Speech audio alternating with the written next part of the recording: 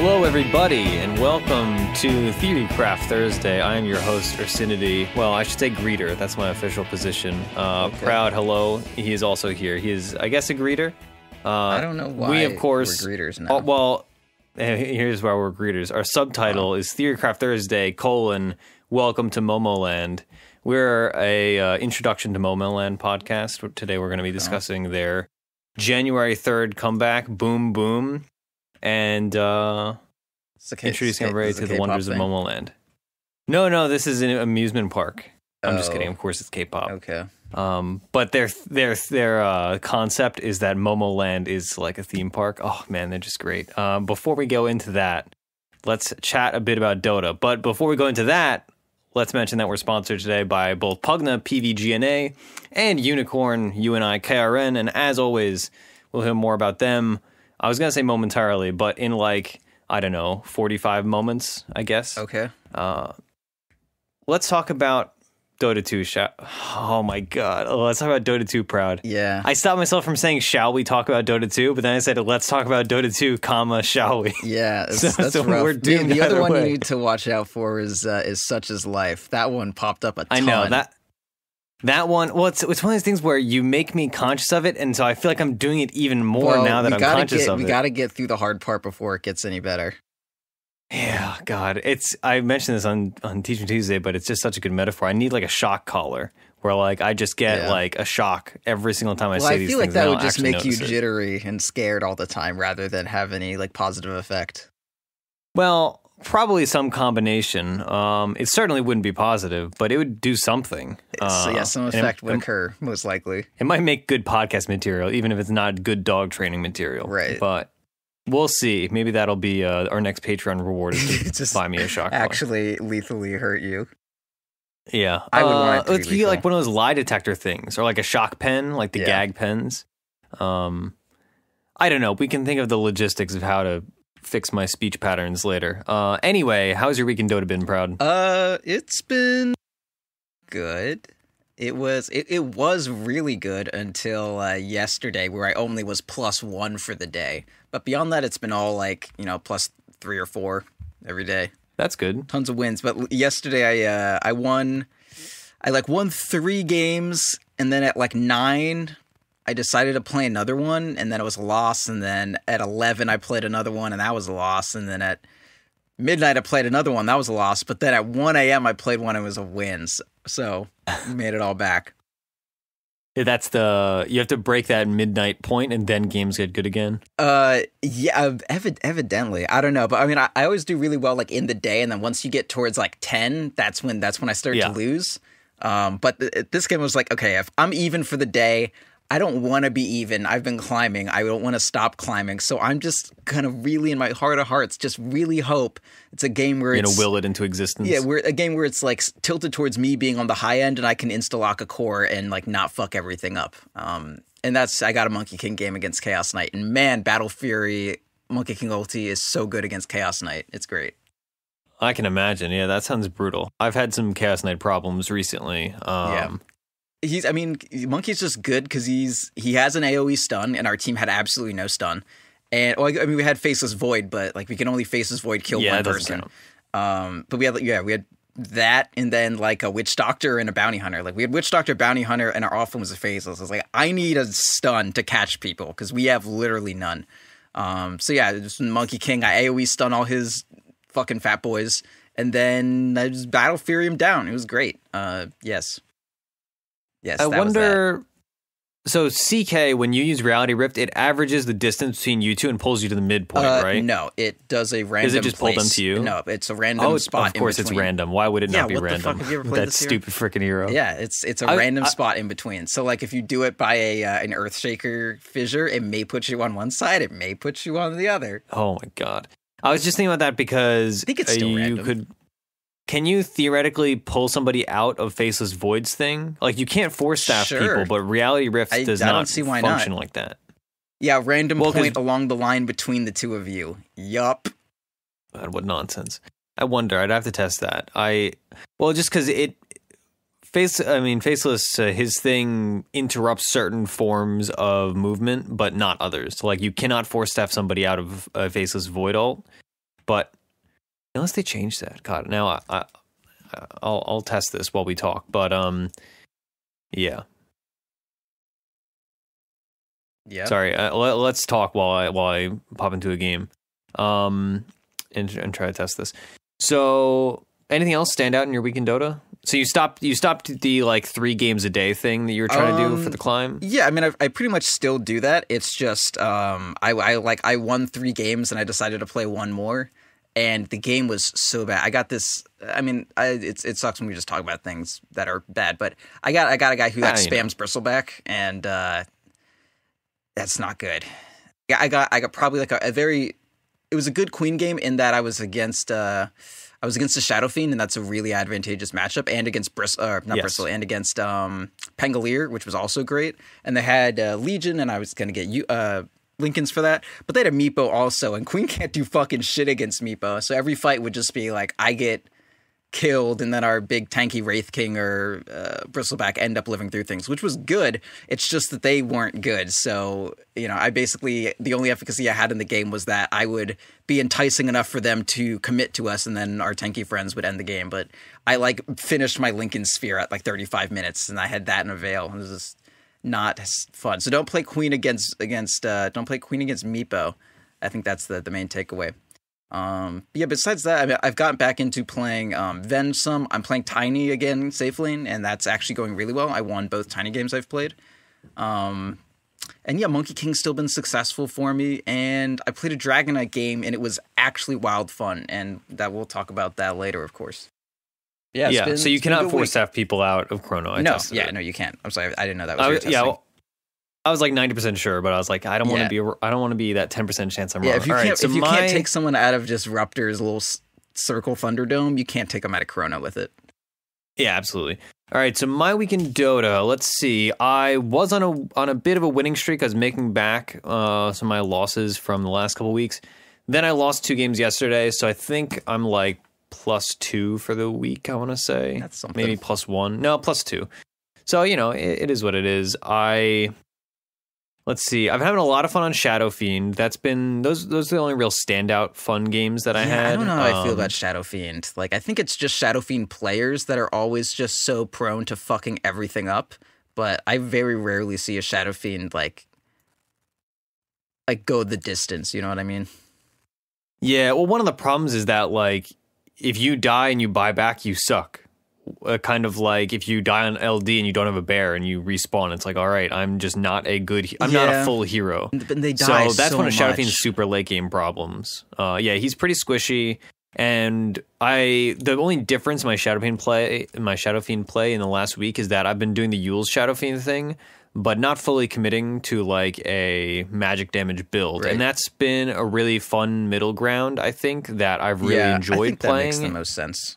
And it's felt super strong, honestly. The only problem that I've fed probably like 5 or 6 kills cumulatively out of my couple games with was I would try to Yule somebody to initiate, like, you typical Yules come with Yules and ult, but then I have to run away, and I don't have my Yules to run away and like save myself anymore. So you put yourself in a bad position. Yeah, it's kind of like Quap blinking forward, and then it just fucks you up. Yeah.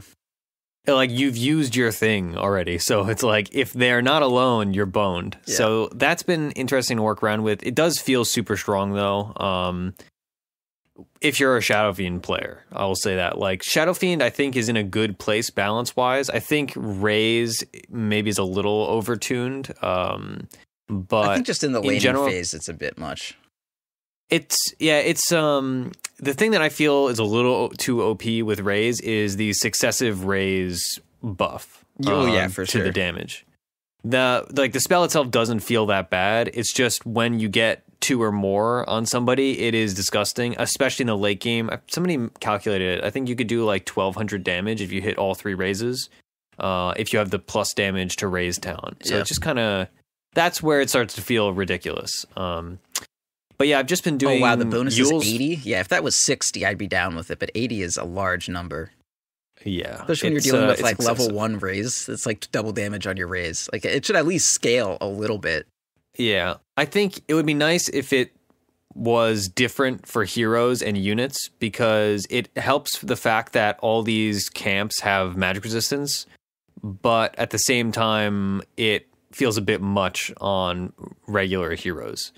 But yeah, I've just been doing Treads, Aki, Wand, Yules, and then usually Sage and Yasha. I played one weird game where I was thinking about Blink, but you move like, I think you have 503 move speed once you have a Yasha item. So yeah, it's just more for the Yules combo of like Blink Yules. Yeah, I thought about it, and I really love Blink Shadow Fiend, but I feel that if I get Yules and Blink, then I'm really committed to being a magic damage. Whereas if you build like a Sage and Yasha, you still have the functional aspect of the magic damage pickoff type of deal. Yeah, I can see But then you're like building more towards the other one. Yeah. In one of my games, I went Treads, Aki, Wand, Yules, Lincoln's Manta, and that felt pretty good. That was just a weird game where I needed those items. And then I built an Armlet because we were going to win. Armlet Shadow Fiend is not something I would recommend. That's for sure. It did not feel great. Other than that, though, I feel like I fell into the trap of one of my ranked games that I lost. I listened to my teammate who was like, yo, pick Shadow Demon. It's going to be so good. And admittedly, we had a Luna on the team. So I was like, cool, it's a good pick, but we had no freaking stuns. And I was like, this is absolutely the wrong thing to do. But then I did it anyway. And then the enemy team last picked Storm Spirit. And it was like, yeah, we just lose now. Like, we have no stuns. The only stuns we had were the stun from Luna, which is not a stun. It's a mini stun. Yeah. So it was just one of the situations I was like, I am an idiot. And we would have lost that game anyway because he went 0-13 on LD. But it was just, you need to not listen to your teammates. Is that a mid OD or LD? No, it was an offlane LD. We had a mid quap that was terrible. I would also go 0-13 on an offlane anti-mage or an offlane Spectre. Sloan Druid's not an offlaner is the point that I'm trying to make here. Yeah, this game made it painfully obvious how not an offlaner he was. And fortunately, everybody was flaming him instead of me.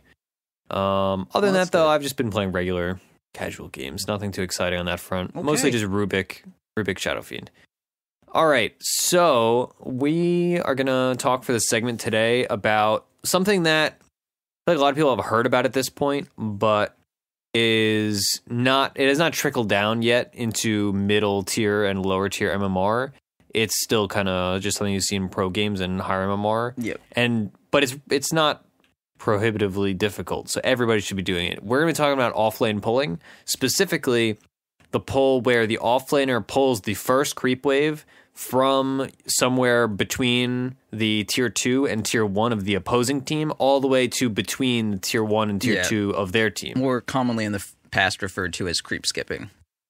Yes, creep skipping.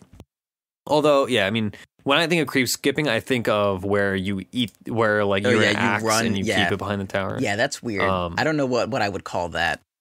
But yeah, I call that creep skipping. Yeah. I mean, when I did the Lone Druid, or Nature's Prophet, when you pull the lane with that, they also called that creep skipping. Huh.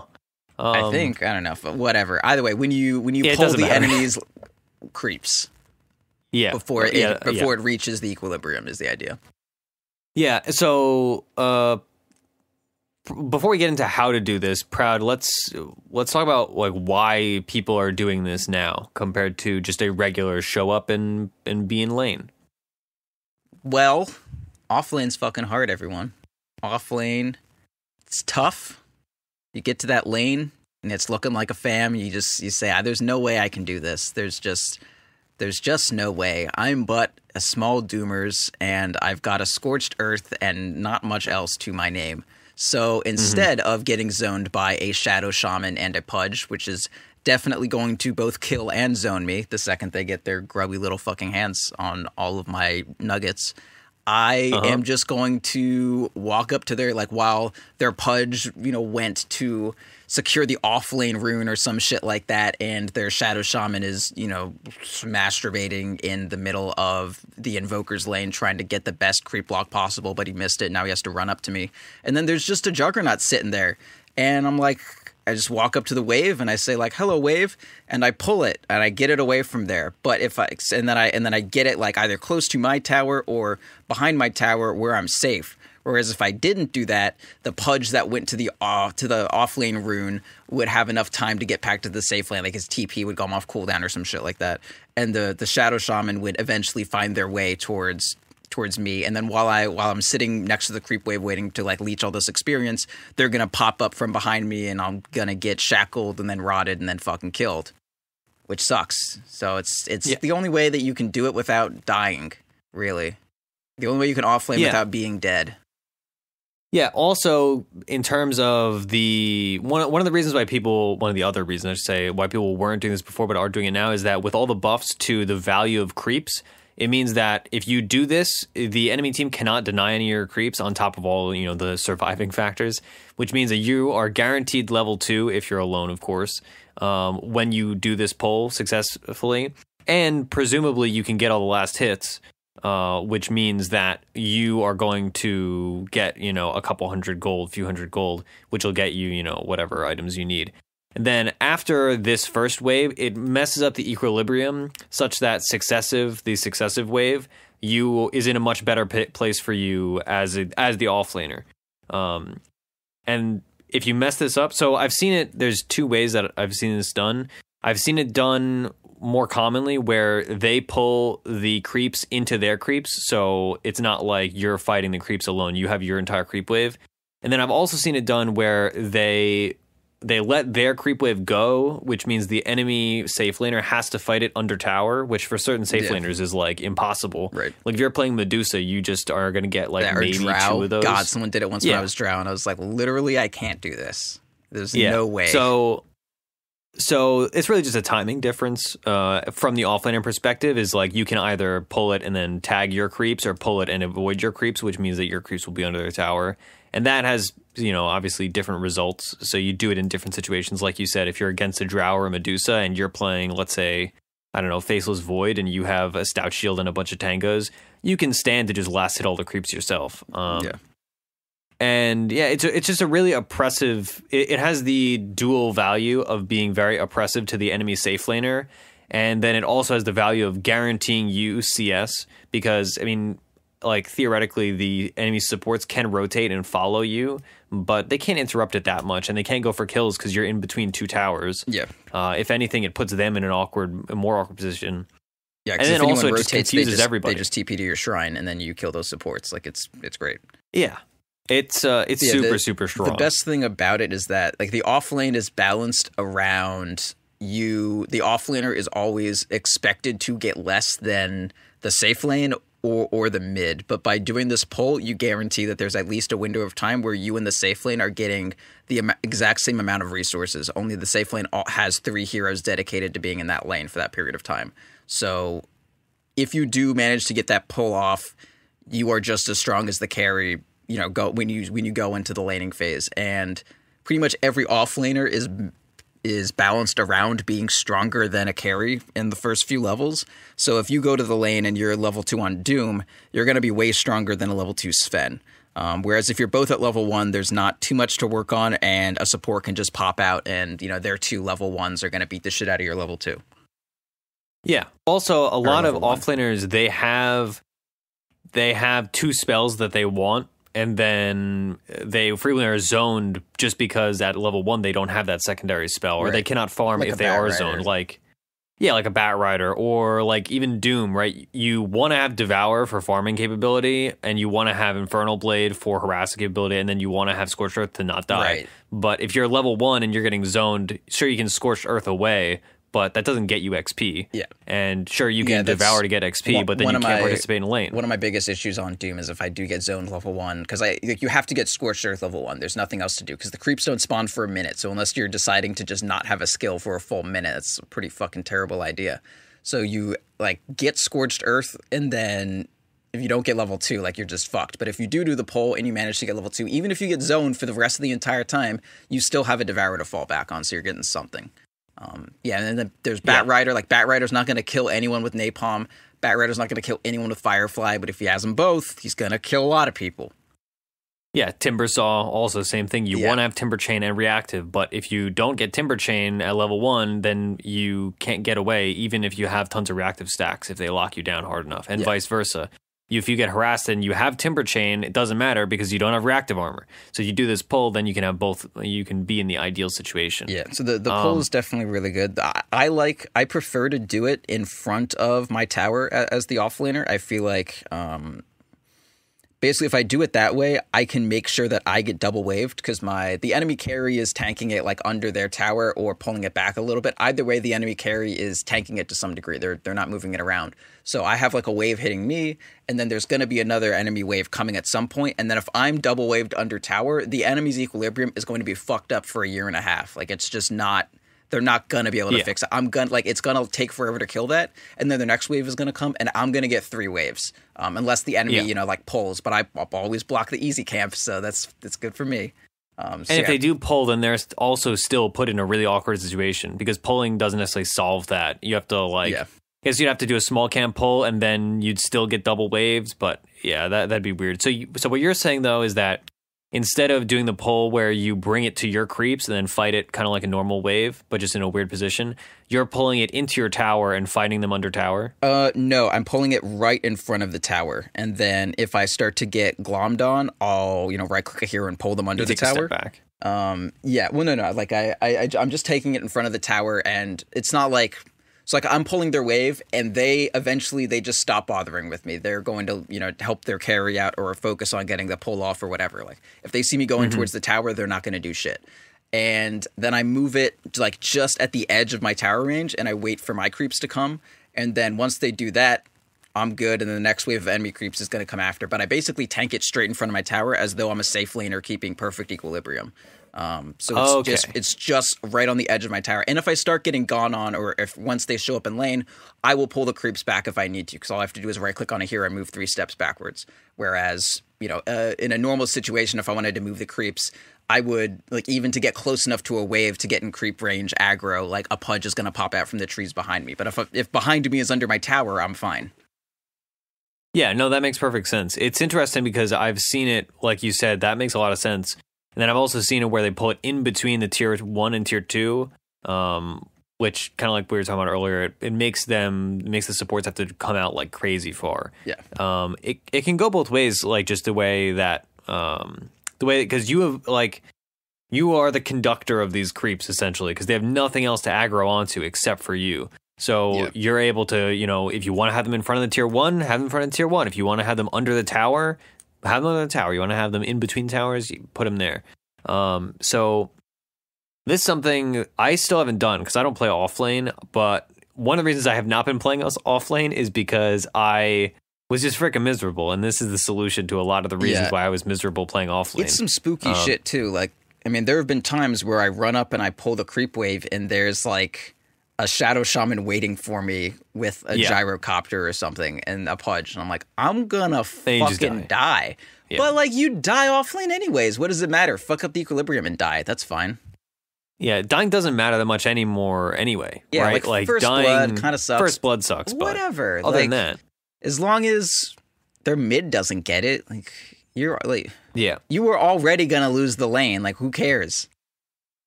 Yeah, at least you fuck up, because if you manage to aggro the creeps at all and then get first blooded, you fucked up their creeps and you're not blocking when you do this. So as long as you pull the creeps a little bit, your creeps are going to be under their tower and their wave is going to like be under their tower as well, and then it'll push super far and it'll get up to your tower anyways. So it works either way. As long as you get aggro on the creeps, then you're fine. Okay, so let's talk a little bit about like the before pull setup, because again, similarly, I've seen this done many different ways, right? There's the hiding path, which I think most people do, and then there's the I'm just going to walk at it path that some people do. Which do you? I mean, obviously, it's somewhat hero dependent. I would say a good example of a hidey hero would be heroes that have like evasive tools, like Pangolier was the most recent one that I saw, because he's the scourge of my pubs. He has Swashbuckle level 1, so he pulls the creeps, and then if things go bad, he just leaves and swashbuckles away. He can also hide in the trees and then cut through the trees with either one tango usage or with the Quelling Blade, which, reasonably speaking, he would not have at level 1. Yeah. Faceless Void, similarly, that's where I see them do the hidey thing. When you say the hidey thing, what do you mean? So there are spots in the trees on both lanes. The spots from, if you are the dire offlaner, pulling Radiant Creeps are a little better, in my opinion, because you can find these little like hidey holes in the tree lines, right? So are you talking on the outside of the map or like on the side where the rune is? There are two sides to a lane with trees. Yeah, okay, so closer on the inside. Yes. I mean, you can do it both ways. One is, if you do it on one is easier. Yeah, I mean, they're both, but you do them both extremely different ways. Okay, go into it, because there's hiding on the inside of the lane, like closer to the rune, and that's hard to not get seen, because like the enemy team is going to be there. Like if you've ever played offlane and you've tried to ward, there's often like a carry that walks up to you when you're trying to place that ward and they see you. Like every single time I play a game of Dota 2 and I'm an offlaner, I immediately beg for my ward, and then I run my ass up to try to ward the easy camp. And I will always get seen, and then I'll back up and I'll, play a bunch of fucking like, just button heads with people, seeing if they're gonna like leave or let me into the lane. So if instead of like just trying to get a ward out, I decided to like sit in a pocket of trees, I'm gonna die unless they just aren't in their safe lane for some fucking reason. But that's a gamble, and I have no information about that unless I see 4 people at the bottom rune. And even then, like, I'm not going to see that until I'm already fucking dead, probably, because I would need to set up before they went for the rune. Because when they're going for the rune, they see that area. The other thing that people do in pro games is that they buy a Quelling Blade and they go into the safe lane side shop, the enemy safe lane side shop, I guess, the offlane side shop for you. And they literally burrow into a spot in between the enemy's safe lane tier 1 and 2. Basically, you burrow to where the small easy camp pull would be, and then you like make it so there's one tree to get out, and then you cut that tree and you run and you just like book it with those creeps, and hopefully they didn't know where you were, so they didn't set up for it. That's the best. That's the safest way to do it. It will be guaranteed that you get some creep aggro. If you're in a professional game, there's a good chance that fucking like, I don't know, Crit is going to break the trees because he knows that you're an Omni Knight that's going to do that shit.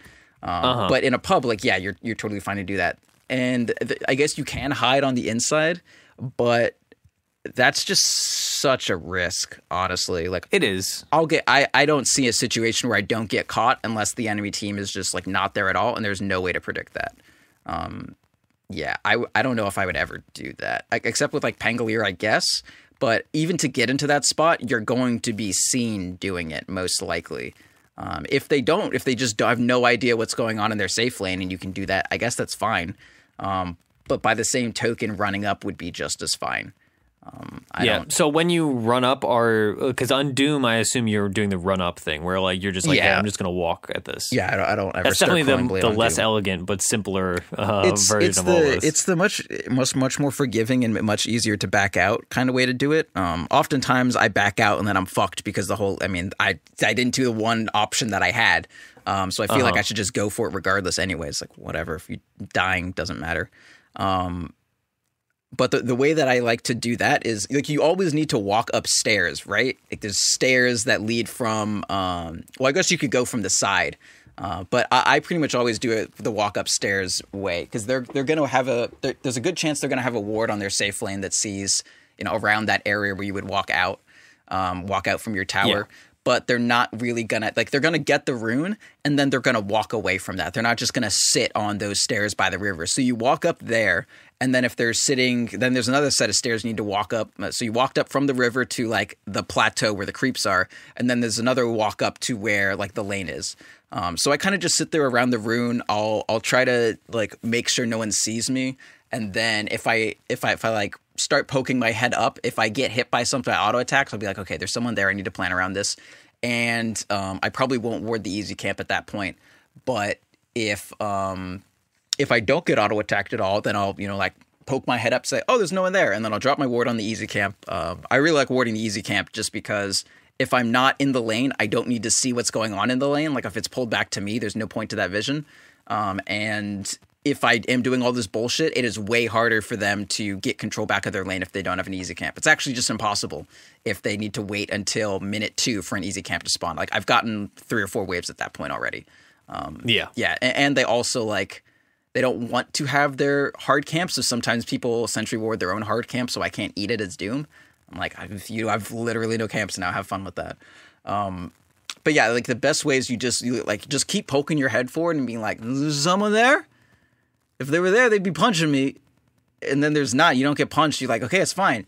And then you just kind of like walk up, and then you look at where your safe lane and see where the creeps are. And once your creeps are about in pole position for a small camp, so are theirs. So you just walk forward, and then you get as much aggro as possible, and then you just fucking run your buns. You just run the buns. Perfect. Anything else? The only difficult part about it is when because like you need to walk upstairs to get to them, so at the same time you need to walk upstairs to get to your part of the lane. So the hardest thing is people fucking that up. But it's really easy to not fuck up, because if anything, creeps continue their direction even if they lose vision for like a second or two, probably 2 seconds based on the way the creep aggro works. So like all you have to do is like sit at the base of the stairs, get punched, walk up like half the stairs, get punched, walk up the other half the stairs, get punched, and then the creeps are on high ground and you're fine. You just have to not run up the stairs. Just fucking take 2 steps, pause, make sure your grandfather is not having an issue with the stairs, and like keep going. You're like, okay, is everything fine? You're not gonna fall, break a hip, and then all the creeps are like, oh, we're okay, and then you walk up with them and you're fine. So just don't run up the stairs. Like parents probably should have taught you that anyways. Yeah, your Dota parents, which are us. So we're gonna be playing Dragon Knight and Witch Doctor for this week's episode. I just want to do one fun fact before we do our hero thing. One hero we discussed maybe doing this week was Lycan. Would you like to know Lycan's win rate in 5K plus for this week? 57. It is 69.7% win rate in 5K plus games with a 4.5% pick rate. 69.7% win rate in 5K plus games with a 4.5% win rate, 4.5% pick rate. What the fuck? As of this week, overall, his trend was like 56% for like the whole patch. It's 58 right now for this month.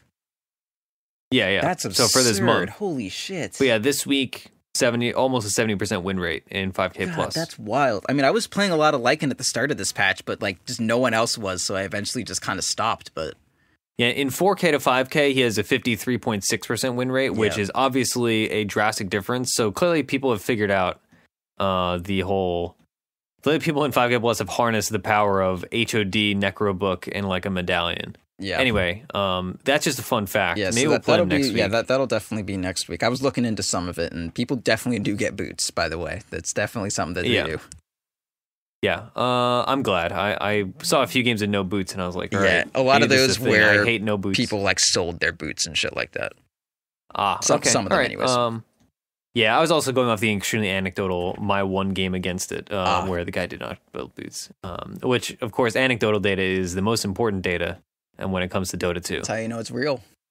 Yep. Anyway. That's how we know 100% games are ruined by Smurfs, is because today I had one game ruined by Smurfs. Okay. All right. Anyway, that's your fun fact for the week and a teaser for next week, I suppose. Although next week is the Captain's Draft thing, so that's a special Captain's Draft episode, right? Who knows? Anyway, all right. Let's talk about Dragon Knight and Witch Doctor, because those are the heroes who are not Lycan that we're going to be playing today. Yes. I'm excited to play Witch Doctor. We talked about playing Witch Doctor last week, and then we were like, yeah, maybe not. And then this week, I'm super jammed. I'm jazzed. Yeah, you've been saying jam a lot. My language is rubbing off on you. Okay.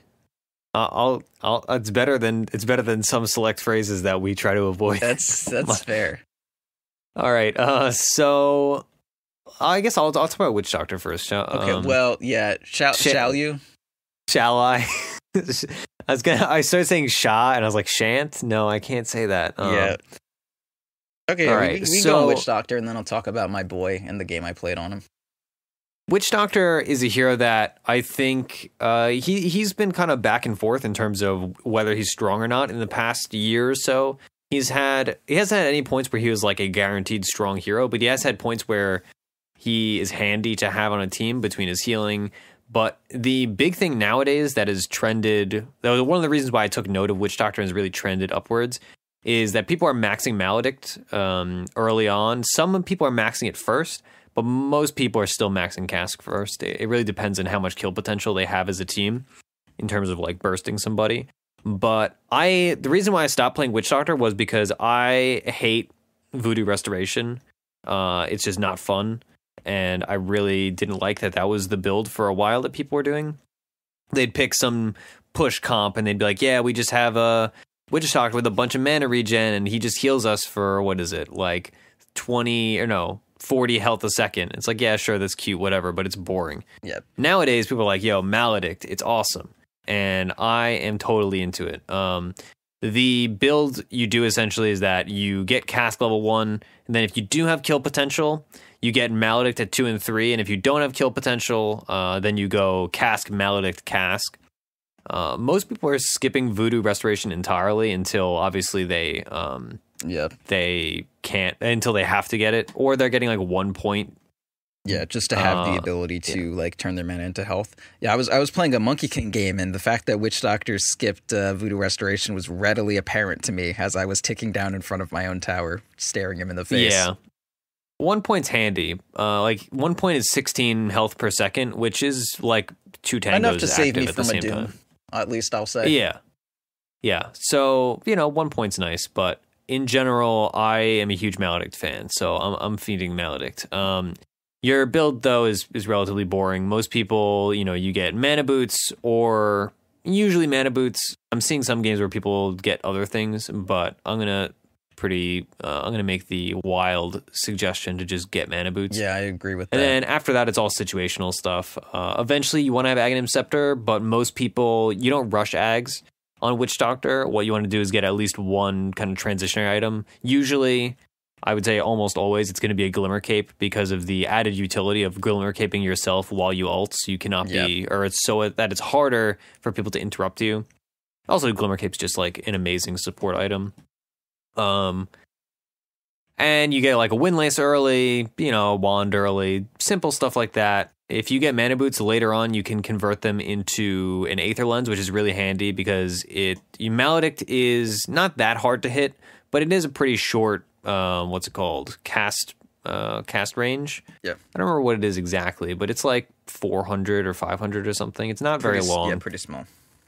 I'll look it up here just for the sake of it. Your Maledict, of course, it doesn't tell you in Dota. Why would it? Oh no, of course not. That's a Dota 2 wiki kind of thing. Yeah, I'll take Dota care of anyway, it. Don't worry. You do get ult at 6. Briefly, I thought about skipping ult at 6 in favor of just like having super cool Cask and super cool Maledict, but that's just a silly opinion, or that's just a silly idea that is not good. Yep. Yeah, it's like a 400 range, just approximating. 575.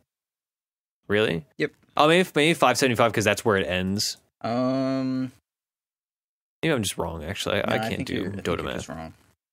Okay, I'll take it. Yeah, and you're a safe lane support. You're pretty good at zoning. You don't have great base damage, but you don't have bad base damage. He's kind of in that middle ground of supports. I mean, like Lion. It's 56. That's good. Yeah, it's good, but it's not like. That's better than most mid heroes. Yeah, but I mean that's just a balance thing. Well, I mean, most supports have way less than that. I guess so. My line is like the Rubik or Jakiro line. Like if you have more damage than Rubik or Jakiro, then like you have good damage. Okay, that's fair. And regardless, it's enough damage that you can zone most offlaners pretty sufficiently by yourself. And then you obviously have incredible kill potential if you have a kill lane, and if you don't have a kill lane, then you just keep zoning. He does real well with levels, which is nice, so you can get pulls off and whatnot. He again has strong kill potential, so even just threatening to kill is sometimes more effective than actually getting a kill in terms of zoning an offlaner. He has decent rotation potential because Cask has good range, which sets up a lot of 4s that do not have the range for it. Like one of the games I was watching earlier he played Witch Doctor Kunkka as their support duo. Oh yeah, that's good. And like Kunkka is god awful at level 1 or level 1 and level 2 because you have no range on X mark. But when you throw a Cask out, that slows the person down enough to then be able to get your X mark off on them. All in all, he's just like a pretty well-rounded support. Obviously, his core weakness is that he does not have a like long-standing fast stun. Yeah, his there's stun no like takes a blink while to disable get on there him or anything like that. Yeah. And his stun's very dodgeable if you're a hero that has dodges, or if you're a hero that builds like a Yule Scepter, for instance, and you notice like, oh, hey, they're trying to initiate on me. You could just Yule yourself and dodge it. But, you know, there are better heroes that have worse problems, I guess you could say. Yeah. Like you can dodge Jakiro's stun pretty easily too, but Jakiro's still a good hero. Yeah. Cask also has the RNG factor, which I think is one of the things that turns a lot of people off from it, from relying on it, I should say. But you just got to believe in yourself and it'll be fine. Right. That's my scientific opinion on why Cask is good. Yeah. Like Witch Doctor's kind of main opinion is he doesn't do, or main weakness is he doesn't do anything in particular extremely well. He just like has weak disable and interesting but conditional damage and a strange but very good ultimate and heals that aren't instant. But like all of those things are very good together. Yes. It's just like it's very strange to kind of fit him into a team composition. So like if you're, you know, you probably aren't going to last pick a Witch Doctor to bring your whole team together, and it can be kind of dangerous in pubs to pick a Witch Doctor, kind of like your game where you last picked a Shadow Demon and like, hey, guess what? No one has any control. Yeah, but like he's a good hero. Don't get me wrong. You just gotta like pick around him very well. Like that fucking game I had with him and we had a Bounty Hunter Witch Doctor, which is not good. But I had Monkey King, so we had, you know, our carry supplied at least some amount of AoE stun to make up for it. It's, I mean, almost blink disable even, because I can do it from a fucking screen away and I've got mobility on the hero. But yeah, you just got to accent it with good heroes. Like, I don't know, maybe Dragon Knight when we're talking about instant disable, long duration stuns, maybe. Something like that maybe. Yeah, he's definitely, like you said, a really good example of a jack of all trades hero, where he does a bunch of things all right, but nothing's particularly well. And sometimes that's the wrong thing. Sometimes you just need somebody that has a stun. Yeah. And like, sure, you know, you'd like to have all the other things that Witch Doctor does, but it'd be better to just have Lion, because all he does is hex people. You just gotta, if you're picking this late in a draft, you got to account for those things, right? If you're against a Storm Spirit, you probably don't want to play Witch Doctor because he's going to dodge your Cask every single time. Yep. And if you are playing Witch Doctor against Storm Spirit, you want to have another hero like a DK that stuns. Yeah. Stuff like that. So let's talk a bit about DK, and then we'll talk about the synergy between the two. Sure. So what's new with DK? So I don't even know, dude. He's so fucking good, though. The health regen changes helped him a ton. Because he has tons of strength. Yeah, his damage is just like his laning is good because of that. The fact that there's less tri-lanes mid is nice because like tanky heroes are very good if the amount of damage in front of them is less than how tanky they are. Tanky heroes suck when the enemy damage is high enough that it doesn't fucking matter if you're tanky or not. You know what I mean? Like when you get behind on an axe and you die in 3 hits, like you're not axe anymore. You're just a fucking like you're a brief disable that dies. Same thing with Dragon Knight. Like if Dragon Knight is just torn down, he is a 300 damage nuke and a ranged creep with a decent stun, which is not good. But like a Dragon Knight is someone who is unkillable and is like just creates a mass amount of just thick territory that you can't walk into without like facing his fucking iron grasp and stuns and fury and shit. He creates problems that they demand to be addressed. And when you have a bunch of those, it becomes an issue, right? Because he's a mid laner that creates like a hulking mass that you need to deal with. Whereas some of the mid laners, it's like, okay, well, like it's a Quap and we got to pick off. So she's dead now. Yeah. Like you're not going to pick off on a DK. Yeah. So the game that I played that made me just like, damn, like this is really something special was I was against, let me pull up this game. I was against a tanker and I had to pick a hero and I didn't like I was fourth picking, so I didn't know, or I guess I was last picking, but they didn't have their mid yet. So I was like, I need to go against something. They've got an offlane Nyx, so they have the ability to pick off. I can't pick Medusa.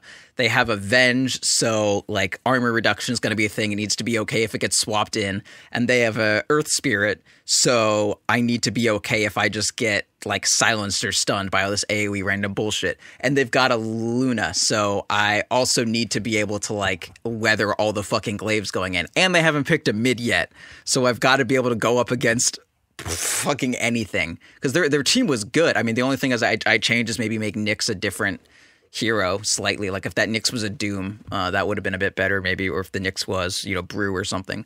But like it was a really good team. They had a 4 Earth Spirit. Earth Spirit's always amazing. They have 5 Venge, which I love, and then they have Luna, which is incredible, and like a offlaner with his stun, like good shit. So the only thing I could think was like, all right, I'll just pick someone who doesn't die. And then they picked a Tinker, and I was like, I'm fucked. Like, what am I gonna do? This is too much. And then I realized what I do is I actually just push and sit in March of the Machines and build a hood. And I have 50 HP regen and take no magic damage, and I just kill towers in the middle of 2 marches on me the entire time. And it was great. That was amazing. And Dragon Knight is the best hero now. Hey, anytime you beat a Tinker, that's a satisfying game. Yeah, I'm down for it. Really. Like the biggest change for him that made him that good is at level 15, he has a talent for 35 damage now. And that damage comes basically exactly when Dragon Knight is kind of hitting his highest point. In the laning phase, he's really strong because, you know, he's not going to die. There was a time where I got ganked by 3 heroes, and I just kind of walked away. And I was like, all right, are you good? And then, you know, I would be low at like 10% health or something, 200, just enough to survive 1 nuke at the current level, and they would just keep diving me further and further and then dying. It was super fun and nice. But yeah, so he's good in lane because he's not going to die. He can clear waves pretty quickly, and the second you leave him alone, he's going to take your tower. And if you just minorly deal with him, he's still going to push up and take your tower. Like I'll go dragon form, and I'll just like, even my wave's dead, I'll like walk in, right click the tower, walk back, wait for my dragon form dot to do some damage to it, walk in, hit it again. Like I'll just do that repeatedly. It doesn't matter if my creeps are dead or not. So like the only way they can deal with them not losing their tower is to kill me. And especially against Tinker, like Tinker is balanced around not losing his fucking mid tower. That tower stays around forever. It's so hard to take Tinker's mid tower. But a Dragon Knight, I literally just sleep in his March of the Machines and just fucking right click the tower and it just dies, which was amazing. So like the laning phase is fine. You've kind of got that taken care of. But the hardest thing with Dragon Knight is that you kind of want to close the game out, or at least have a pretty good advantage, because he doesn't really have a great farm mechanic. Dragon Breath is good, but he's not exactly fast enough to get from camp to camp. Oh, also Soul Ring is so good on Dragon Knight now. Like that's the best item. Like more HP regen. Of course, that's good. My mechanic is that I live inside of your AoE damage and don't care. So yeah, HP regen sounds great. And then more strength, which is good. It modifies that, my HP regen also, and I'm a strength hero, and it's good. But yeah, so Soul Ring also, like not going bottle is great. And so after you deal with that tier 1 tower, like you need to get your farm, because Dragon Knight is a very farm dependent hero. He needs to be tanky, and levels alone don't do that. And he needs to be able to do damage, because you're not going to take a tower if the only thing you're committing is something weaker than Jakira's Liquid Fire and you're a mid hero. So you need to get farm from somewhere, and you need to get farm, and your only real mechanic is to get towers. So you're okay for the start. Like you'll probably take their tower once you're like level 7, level 8 or something like that. And then you kind of just spend the game going around like teleporting to fights or smoking and doing all that shit. And then you need to take all their tier 2 towers. Like that's kind of the thing to do as Dragon Knight, is that you take 2 towers very easily.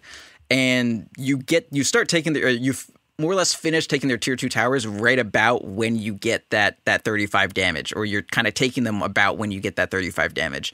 And it's just like the best kind of timing for him. That's also probably about when you get your Black King bar. So you can pretty reliably high ground between level 15 and your last point in your ultimate. And you'll have either, your armlet or whatever you're going to get. This game I got Hood into Shadowblade because we had 2 Blink Initiators anyways. We we're against the Nyx, and we didn't have any stealth ourselves, so I wanted to make sure that, you know, we were kind of forcing them to also buy detection stuff. Normally I go Armlet, either Armlet Blink or Armlet Shadowblade, but this game it was, you know, I wanted to be able to sit inside March of the Machine because I know there was no way we were going to push unless I was okay with being caught out by like March and the 8 stuns and all that shit. So I got a hood. And I just kind of sat in front of shit and then farmed a BKB. And then we pushed towers by me just sitting in front of them, hitting them. And then once I got down to like, you know, 40%, they would start to engage on me. And then I would like Black King Bar. And then I would just keep hitting shit. And that was kind of it. I just was a fucking fat boy. And I just exerted girth and won. Yeah. It's great. One of the things I talk about pretty frequently is the virtue of just having a really tanky team comp and how you just kind of like stumble your way into a win when the enemy team can't kill you. And DK is a really good example of that in that he just creates a problem by existing. Whereas some other heroes, like, sure, Puck is a problem, but if you catch a Puck out, you just kill them immediately, right? Same thing with a lot of other high-value mid laners. But when you're as tanky as a DK is, just like not even tanky through items, but he's just tanky at a base level. He is very hard to deal with, just like point blank. It's as simple as that. And when you have multiple tanky heroes, you just create so many problems that it is very difficult to deal with from a standpoint of the enemy team, unless they have like a Timber Saw, in which case, you know, you just cry or whatever. But that's all I had to say on that. No, yeah, I mean, it's very true, and also like because he wants to take this house, he wants to high ground relatively early. That's why you definitely need either Blink or Shadowblade on this boy, because that's how you're going to get that. You're going to hang out with your team. You're going to catch someone relatively close to their base. It's fine if they TP into you, because Dragon Knight is a very tanky hero, and it doesn't matter if he gets initiated on. Whereas if you have like, you know, if you catch someone with Queen of Pain and you like blink forward and then orc it and kill them, and then they TP to react to you, you're gonna die. But if a Dragon Knight, you know, like pops out and blinks, stuns someone, and then you kill them, and then they TP in a fucking Lion and a Shadow Fiend or something, and then you get hexed, like, you're going to live through it long enough for you to like come out of it, get your Dragon's Breath off, reduce their damage, and then have your team like follow up and save you. So like he's really good to just go and find pickoffs with. And, you know, get that strong initial stun out on one target. Also, I mean, his stun is long duration and single target, so it's kind of made for pickoffs. It's good in team fights when you're just dealing with one hero. Like, you know, I'll kill a Tinker if I manage to catch him in my stun. But if I'm ganking someone, all we really need is the one Dragon Knight stun, and I'm fucking set. And then you turn it into a tower, and it's great. That's Dragon Knight. Yeah, and thinking about his synergy with Witch Doctor, the big one that you brought up was since he is a hero that can blink initiate, and there is no travel time for your. Oh, there is. It's very stun. short though. Well, I thought it only had travel time when you're in dragon form. Yeah, when you're in dragon form. But that's anytime I'm ganking, I'm popping dragon form right as I go out, or right before I go in. Yeah, well, not ganking, but when I'm, you know, team fighting or something. Yeah. Anyway. Yeah. So he solves that problem that Witch Doctor creates creates, I guess, because Witch Doctor does not have that instant cast stun. The other thing is that Witch Doctor, once he has Voodoo Restoration, he's very good at supporting a even team with fight. Cask and Maledict. He compounds the fact that you're so difficult to kill. Yeah, well, and like part of that is that because I'm so difficult to kill, they need multiple people. They need to kind of mob up on me to kill me. And all of your skills are good for that. Like your Maledict, if they're mobbing on me, I'm close to you because it's our territory and I'm kind of a wall so they can't get to you. So you can cast your Maledict without getting fucking killed because they're in close. They're inside our territory. They're in our circle, sir. And when they're in our circle, you can get your Maledict off pretty safely because you're also safe within our circle. And then if they're mobbing on me, your bounces are all going to bounce because they're all around the locus that is my girth. And my girth is a semi-permeable membrane that your cast can just go back and forth in. Perfect. Yeah. And your ult bounces too. Like, it's just good that I just force them to hug me, and then you have all these ways to counter hugs. So I suppose that is one way to think about it. Which do doctor we is have anything anti-hug? else before we hop into our game? Anti-hug, yes. No, I think it's good. I'm excited to play my boy Dragon Knight. Oh, some people have been playing on Offlane. I won a game with an Offlane Dragon Knight on my team, and I was upset the whole time. But IX Mike plays it, and he often plays things that become meta, despite how much he is a person. Yeah, that's fair. I've seen a couple Offlane Dragon Knights, but I don't think I've seen him win. But he's tanky. It's hard to lose a game when I'm on your team, I did honestly. I did lose a game against an Offlane Dragon Knight. Now that I think about it. Yeah, I'm trying. What fucking game was this? Anyway, I feel like it's one of those offlaners that you shouldn't. Yeah, that you think people shouldn't get away with, but then just somehow like they just happen into they do like winning. Like they somehow get that armlet or they somehow get that blink, and suddenly you're just like, oh wow, this person is just like jamming on me, and I can't do anything. Jamming. Such a good phrase. It is. All right, I think that's good. Okay. Yeah. Okay, so before we hop into our game, let's talk a little bit about our sponsors for today. Our first sponsor for today is Unikrn. That's UNIKRN. Unikrn is everyone's premier esports outlet. Unikrn has completely legal and free-to-play esports betting everywhere, as well as real money betting if you're in the UK or Australia. You can earn betting tokens as well as Unicoin Gold, just to bet on cosmetic items and raffles. They do it by like you use Unicoin Gold to buy a ticket, and then based on how many tickets, that's like your entries, just like a raffle into getting whatever the item is. There's Dota items, there's CS:GO items. I don't know. I think there's League items also. I can't remember because honestly, I don't have that much interest in League, so I have not delved into the League aspect of Unikrn yet. Shame on you. Other than that, Unikrn has plenty of other stellar Dota 2 content, including articles, pro meta analysis, guides to new patches when they go live. Actually, coincidentally, there's a patch that went live today, but I don't think there's anything interesting in it, so I doubt you'll see a Unikrn article about it. And other, general common esports type pieces. Unikrn also has Unikrn Connect, that is CONNEKT, where you can earn Unicoin Gold just by playing Dota 2, CSGO, or League of Legends. You have to play ranked, which is an important stipulation because I know some people don't play ranked, but most people do play ranked, even me nowadays. And that is what you can use to get cosmetic items and whatnot. So you can find more info on Unikrn overall at unikrn.com. And if you want to look into Connect specifically, that is unikrn.com/connect. That's Unikrn KRN and Connect EKT. Our other sponsor for today and many other days is Pugna, PVGNA. They are an online platform and community where high-skilled Dota 2 players and coaches create educational video guides on how to improve the game, learn new heroes, and help folks climb their ranks.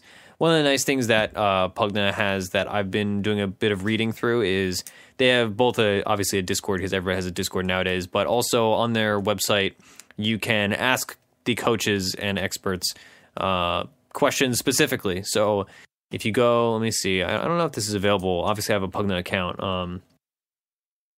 But I've been reading a few threads where it's just somebody that's like, for instance, this dude just asked Jenkins, what about Pugna and Phoenix? Both seem to be able to save heroes from duel if utilized properly. And then Jenkins answers, like that's from a day ago. So if you have questions and whatnot, this is a good resource to ask, 6K, 7K, Jesus Christ, 6K, 7K, 8K players, what their opinions are on specific questions. Just like you would if you were in like a regular, like in-person coaching session, or like you do for Teach Me Tuesday. The platform of Pugna is totally ad-free, and each hero guide is divided into separate, smaller videos tackling specific concepts and hero mechanics. They also have Steam guides, which are few and far between, unless you obviously use who's the guy that makes all those Steam guides? Tortellini. Let's use Tortellini's. There's not a lot of other people that make them. Obviously, we make them for patrons at request, but other than that, it's not exactly easy to find Steam guides, so it's nice to have them through Pugna. There's plenty of contents for players of all skill levels, whether you're brand new or intermediate level, or you're even a high MMR player, just because there's always something you can learn from anybody that's good at Dota. You can try Pugna's Pro subscription for 30 days, 100% free with our promo code FOURTH, FOURTH. It's not case sensitive. And you can also find them on Twitter at PVGNA Pugna or at their website, pugna.com, also obviously pvgna.com. Cool. Thanks for their support, and let's hop into our game, and we'll be back. Hopefully you'll hear a winning intro. Definitely or a winning mid-roll. Absolutely, we'll see. We're going to win this game. I don't think I've ever lost a game in my entire life, so I think we're safe. We're good.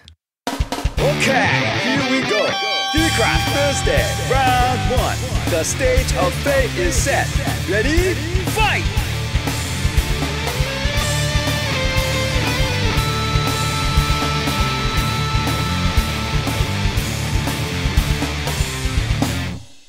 Who called the dragon? It was me. I called the Dragon Knight. I did it. I called it. Oh, man, they just got maledicted. Maledict. Like, they got dicked. Okay. All right. Hello, everybody. We're back. We have completed not 1, but 3 games. This was another one of our longer recordings. Yeah. Where it's just an evening of nonsense. Little but bit. That's just how Dota works sometimes, right? And It's it meant a dumb that game. It meant that we got 3. Well, I was gonna say 3 sample sizes of our combo, but in reality, it's more like we got 1.5. Yeah, we got like 1.5. We had a couple of games. We don't need to talk about them too much, honestly, because they were both kind of just nonsense games where one team completely dominated, or we just had like just non-productive stuff. Like one of the games, Proud couldn't play DK, for instance. So like that's what it is. Yeah. So eventually, though, we did play a good game, and it was good, like team comp-wise from both teams. We ended up kind of dominating, but the theory was more obvious in that game. Whereas in the first 2, we really couldn't test it at all. Yeah. So that's why we played 3. And the third one is the VOD that's on YouTube because the other 2 are not particularly fun obviously. to watch. If we were going to upload, that one, then we wouldn't have played another game. So yeah. All right.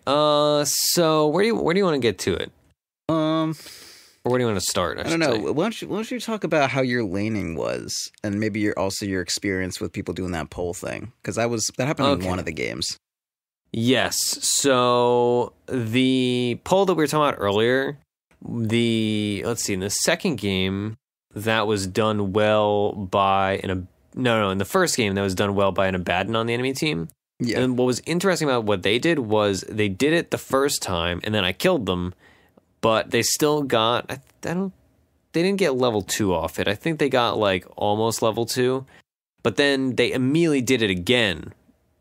Once they rezzed, and then they got the second wave, which was unexpected, and we did not prepare for it all. Like, when he pulled the first wave, me and the Luna, we had an aggro dueling, so that's why that we was won. The fucking Lich game. Yeah, we had a Lich. Yeah, well, we had a Lich, and also it was a Lich offlane dueling with a Nyx that still somehow lost. Anyway, so that was a big surprise because, like I said, the first time we prepped for it and we killed him eventually, but he still got, like we were talking about earlier, it was still effectual because he still got the. Was it just because he like pulled the lane enough that it just pushed up, or did he like actually get some creeps to die? I think he killed. I want to say he killed 2 creeps. How did he kill them? Like did he pull it to his tower, or did you kill him mid transit, or did you kill him after he got the creeps or one of them? So he pulled the creeps. He was Radiant offlane, right? Yes. So he pulls the creeps at like the choke point. Yeah. Between near where you camp. pull the small camp. Yeah. He pulls it through that. He pulls it up through the rune, and then in between tier 1 and tier 2, kind of like one of the ways I was talking about earlier. Yeah. And he was initially tanking it, and it met the second creep wave, and so that's how some of them died. Okay, and then you just kind of like caught him while he was doing that? Yeah, well, I followed him the entire way. So right when he started pulling, I threw a cask at him. Luna threw a stun at him, and we just peppering him with hits. So he was low, but we couldn't kill him. Oh my god, she leveled stun level 1? Yeah, well, because she wanted the kill. No. No. But leveling, no, that's not worth it. Literally ever. Anyway, but he started boots, so he outran us, even though Luna has crazy move speed. But then I just chased him down, and he thought he could live, but he did not. And then I just TP'd out. The Oracle from the enemy team rotated and tried to kill me, but it wasn't fast enough, and that worked well. But yeah, again, I guess it would have been the third wave then. Once he rezzed, he went and he pulled the third wave, and there's no way we could interrupt that. Like, I was a solo witch doctor. I'd used all my mana. I was pretty low already. And so then he got a ton of XP from that, and that really catapulted him to being competitive in lane. And also, again, we can't zone the guy because A, he's an Abaddon who's hard to zone in the first place, and B, we have a offlane duo lane, which means that I have no third support or no second support to help me. So that's less than ideal, but it was a very good example of how to execute that. If the enemy safe lane is like at all not optimal, like if there's a duo offlane or they have a roamer that thinks that roaming means they can never be in the safe lane, like that is primo opportunity to get that pull going. Like if the house is ever not full, you can just take it. I guess I don't know. There's not really a metaphor there, but it's robbing an empty house. I don't think so. I don't think that's what it is. Oh, hello, fan. That's definitely a phrase because they use that in K-pop. Right, as but I don't insult. know if this. Oh, I guess it's kind of like robbing an empty house, but it's kind of like Home Alone, but the kid is just a regular kid, and you punch it once, and then Macaulay Culkin like has the concussion and dies. Okay, you lost me midway through your metaphor. Because the house is like someone's home. It's not like the adult that knows where the weapons are. Robbing like a sleeping person. Yeah, well, I really wanted this Macaulay Culkin metaphor where he dies. It's like robbing Macaulay Culkin while he's asleep. Well, I was going Home Alone because there was just one person in the house at Home Alone, so it should have been like a really easy steal. But like it was fiction, so Macaulay Culkin managed to like kill 2 adults. Yeah. Okay. Yeah. So Abaddon should have been the 2 adults, the wet bandits, and should have just. I mean, in this case, the wet bandits managed to take the entire creep wave after Macaulay Culkin killed them once. You're Macaulay Culkin in this situation. Okay, I feel like Abaddon should be Macaulay Culkin. Why the fuck would Abaddon ever be Macaulay Culkin? Have you seen how they look? Because he's the one that's alone. You're I guess. Alone. But I mean, you see how he looks now. Well, he's fine. Okay, anyway, all right. This has gotten away from me. The point is, it was very creative and I guess useful to do that, even though the lane had already like begun, right? Because most people would think, oh, I tried to do it for the first one, and then either it works or it doesn't. But then he just said, it didn't work the first time, or it kind of sort of worked the first time, and he just went and back and did the exact same thing again. And also he started boots, which was normally you don't start boots because you think, oh, I'm just going to get zoned because I don't have a stout block. But with boots, it made it so that even though we had good kill potential on him, because he was just so darn fast, it made us have to. Eventually, we did kill him, but we had to overextend like crazy, and I had to TP out, which meant that I was not in position to zone him again once he came back and res. Wait, was Lunich also chasing him with you? No. Okay, Luna went and tanked the creeps under tower and got last hits. Hopefully, got last hits. Probably not because she didn't skill Lucent Beam, so she has 46 fucking damage. 2 or something. It's so bad. Whatever. It's not a lot. It's a very low amount of damage.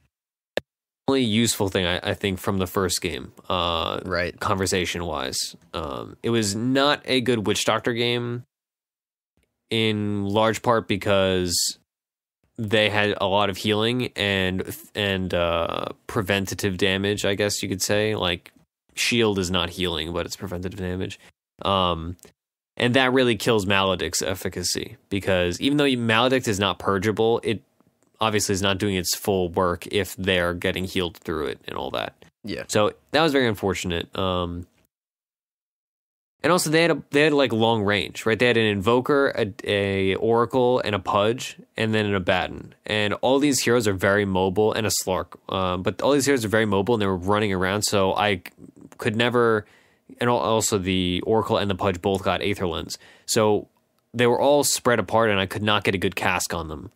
And we didn't have, like...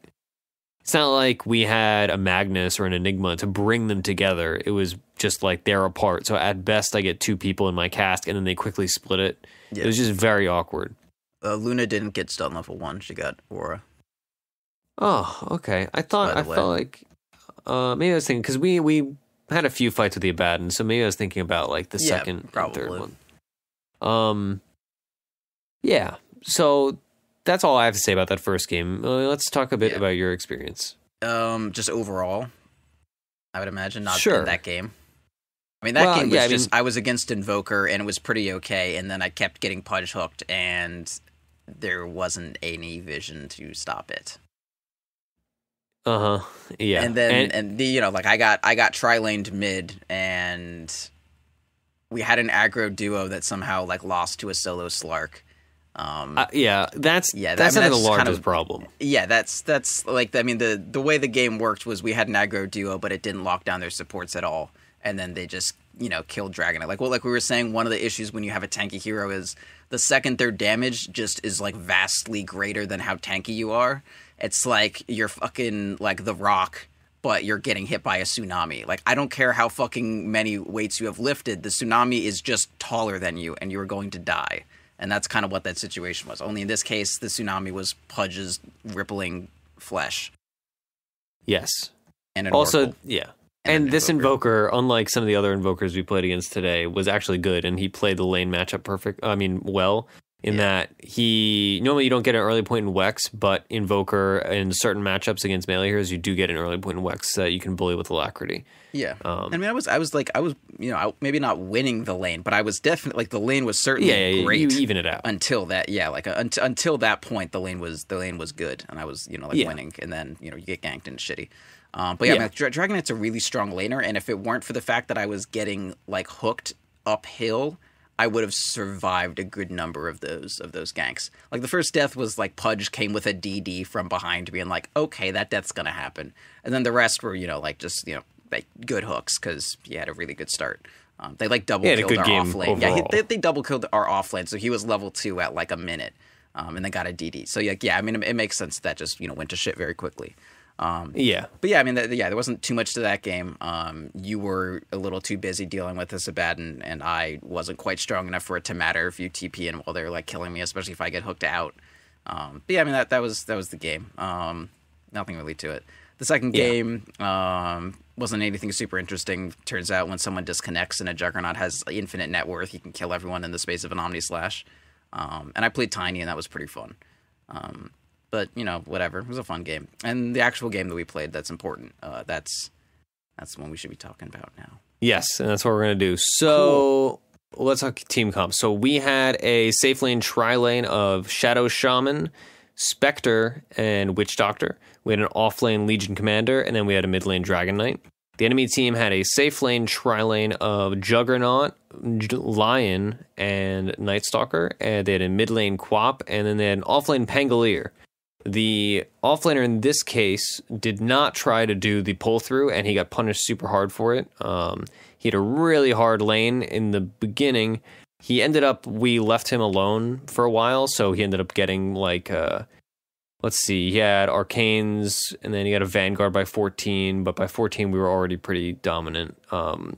He's like 1 in 10 overall. I think we killed him maybe 4 times in lane, and then we killed him a bunch of times afterwards. He had a really rough time. And if he had done that pull, we would not even have killed him because Shadow Shaman was top. He had a really good lane at the beginning anyway because, again, Shadow Shaman was top, and top we had a fight. So I had to TP top, so he was able to just participate in the first lane. But in a regular game where that really weird beginning doesn't happen, he would have been punished pretty hard. And he still was punished cumulatively, but he did get like level 2 pretty quickly. Sure. So he had a really rough lane. A lot of rotating from myself and Lion. I mean, myself and Shadow Shaman. So, what about your lane? Because DK Quap is a pretty common matchup, right? In terms of like Quap is super popular, and if you play DK, you're going to run against it. Yeah, so DK is actually one of the heroes that I've always liked best against Quap, like especially when DK first started being a hero that was really like in a meta. It was around TI3 when DK first started getting big because he was like, oh, a core that I can run mid, how wild. And the only other core that would go mid is like OD or something, which was always banned because OD was broken as shit in TI3. DK is cool in that Quap can pretty much get her ass off on almost everyone, especially melee heroes. But DK's little quirk is that he doesn't give a fuck. There's really very little that matters to him. He's kind of like a perfect Zen person, only instead of, you know, like Nirvana, he just has HP regen, which is better depending on what your situation is. Yeah. So I just kind of like punched her repeatedly. I mean, I have a stout shield, I had a quelling blade, and I just rushed my magic wand. Like, I didn't buy a salve originally because I'm Dragonite. What the fuck would I need a salve for? The general idea I had was I just wanted to get tanky enough that I could just like trade hits with her, and I wanted her to use her dagger and then for me to like passively regen through it. And then when the dagger wasn't, like ticking my health down, like she dagger and I'd tango until I was about equilibrium of health. And then once I know there's not like some extra damage I need to worry about, I would just like walk forward and punch her in the face and hit her with my breathe fire so that she would do less damage. And I kind of set the tone for the entire lane at the like what you want to do the first wave with Dragonite is as soon as you start getting in a situation where the creeps are getting low enough for you to like start fighting over CS, that's when you want to use your breathe fire because it reduces their damage by 25%. That's including bonus damage. Just like literally any right click that they do is 25% less as far as the damage is concerned. Doesn't affect Maelstrom and shit. And that lasts for 11 seconds. So like an entire creep wave that it normally is about like 25 to 30 seconds, maybe 20 to 30 on like the length of the creeps, killing each other depending on how much you interact with it. But if you can start killing the wave in a way that everyone's getting kind of low at the same time, you can get 1 CS with your Dragon's Breath, have it hit Quap, and then she's going to have, let's see, how much damage did she have at the start of this laning phase? So when I did it, she was down to like 45 damage or something like that. And I was obviously like between my Quelling Blade and everything else, like there was just nothing that she could do to contest me. And then also after that, every time, there'd be a creep wave, I'd get one last hit with Dragon's Breath, then she's down to 45 damage again, and I just repeatedly punch her, and she'll, dagger me or whatever, but my 6 HP regen through Dragon Blood will fucking manage that. And you kind of just bully the shit out of Queen of Pain. Like, she can blink away, but that's not her primary interest. Like, that's not what she wants to do. Yeah. So, I mean, that was a lane matchup. It's honestly great. Like, that's one of my favorite matchups, because almost everyone loses to Queen of Pain in lane, or at least, doesn't win. Except for Viper, and that's Puck. And Puck also like beats her, but Puck also isn't really gonna kill a Quap, so whatever. And I'm not gonna kill a Quap either, but I'm like very happy just getting farm. Yeah, so that was that lane. Is good. I really would emphasize if you play this hero, like the main tactic, kind of like when Mirana like first started getting big, and it was like if you play Mirana, use your arrow on the enemy ranged creep every fucking time. That's just what you do, and then you double wave them off of that. Similar with Dragonite, like get all the creeps at relatively low, so all the last hitting and denying happens in the same 11-second window. Get one of your last hits with a breathe fire on their mid. Their mid is going to have no damage, and then you can dominate the entire wave. It's super, super good. Yeah, well, also, I mean, like you were saying, Dragonite, on any of these lane dominators, right, you need to lane dominate to execute, your primary function, right? In DK specifically, because he wants to take his tower and whatnot and pressure. The fact that he has all this regen and his ability to harass is great and all that. And he has good damage, especially after Quelling Blade. But in some of the previous games, you were rotated on heavily. In this game, we were fighting constantly in top lane and bottom lane, so you only got rotated on a couple times, and you were so tanky at that point, like, because you didn't get ganked probably until, level 5 or 6? I was level 4 was when the first gank came, and it was all 3 of them, and you TP'd, but it was like Quap had an Invis rune, and they all showed up, and then, Lion starts on me and realizes that I just took no damage from Lion hitting me, and then Quap just kind of, walks away, and then they try it with 3 people, and I'm still, I just kind of turn around. I'm like, I'm just going to fight. And then you show up and they're like, all right, let's just fucking... Oh, no, I guess it was Shadow Shaman. It was Shadow Shaman, yeah. Okay, yeah. There was the shackles right over. Yeah, and then I get my soul ring and I'm just spamming my fucking breathe fire on this Quap and she's so upset. It sucks. This is great. She even got 2 points dagger. It just doesn't matter. It's so good. Yeah. All right, so once laning phase was over... I don't have the game pulled up right now, but we were probably in a decent lead at that point. We had some big rotations from myself and Shadow Shaman, and it was just it was a good example of how to execute having 2 5s. Because we didn't have a hero like a Night Stalker or a Spirit Breaker that kind of solo roam stuff to set stuff up. We just had 2 heroes that were good at reacting to enemy aggression and then also good at setting up when they're together. Big kills. We had an offlane LC, which suited us well in that we had a lot of long fights, and LC prolongs fights and then that allows me to get a couple casts out. My big reaction playing 3 games of Witch Doctor tonight was that I don't want to play Witch Doctor anymore. But the other reaction I had was that the Seer feels sluggish. The tempo is very weird for a 5. Most 5s, you're using your spells, every 10 seconds or so, 15 seconds maybe, right? You have at least one spammable spell usually. But Witch Doctor, it's like, all right, I use a cask. And then what? It's like a 24-second cooldown or something? Cask is 20, scaling down to 14. Maledict is 20, all the way down. Yeah. So early on, you are using like 1 cask of fight at most. And without an Aether Lens, you have to be close to use cask. It's not a very long spell. And they get to run away while it's coming at them because it takes like a half a second to get there. So in these early fights, it just felt very sluggish. So until I had good levels, which fortunately I did get because I got a bunch of kills and then also you seeded me mid for a while. Yeah. It was just a bit got a bunch sluggish. Of levels from that. Yeah, well, I was 15-4 and like. Well, by the end of the game, I'm just looking in game like you're the same level as Co-op right now. Yeah. She like dies to your Maledict here. Oh, that's beautiful. Yeah. There were a couple times where I was the only one that lived through fights. So like we'd fight top lane and then everybody would die except me. And it's like, all right, you're reaping the rewards. I had an early 6. Like it was really just, I kind of lucked my way into some really good situations at times. Our team comp is actually also like godly. Super good against theirs, honestly. Like they're both fine team compositions. Like Pangolier is good AoE control. Lion is your blink disable. I mean, Pangolier kind of is too. Night Stalker gives you vision and like make sure you get good ganks off with the Blink Lion, and then Jug and Co-op is a perfectly fine like jumpy team composition in terms of like team fighting and stuff. It's like it's pretty solid. It's just that all of their stuff is kind of burst oriented, and our team is incredibly good at living through burst, except for our 2 supports. But between like Spectre like dies, but it takes a little while. I don't die, and then Legion Commander is able to kind of put. I mean, Legion Commander is kind of tanky yourself, but Press the Attack is a good amount of healing, and it can be allocated wherever we need it to. So whoever's getting gone on, we can almost guarantee they're going to survive the burst. And I'm definitely going to survive the burst. Like, we're always going to have a few people kind of live through these fights no matter what. And then you all, like, also if you don't die, then you manage to, like, kind of keep everyone up through the burst. Like, as long as we survive the burst, we will not die afterwards, I think, for the most part. And that seems like, because I mean, their team comp is Jug, which is, the Omni Slash. That's the damage there. Queen of Pain, her ulti, and then, like every so often a Scream of Pain. But if you're not scared by her ulti, you just turn on her and kill her.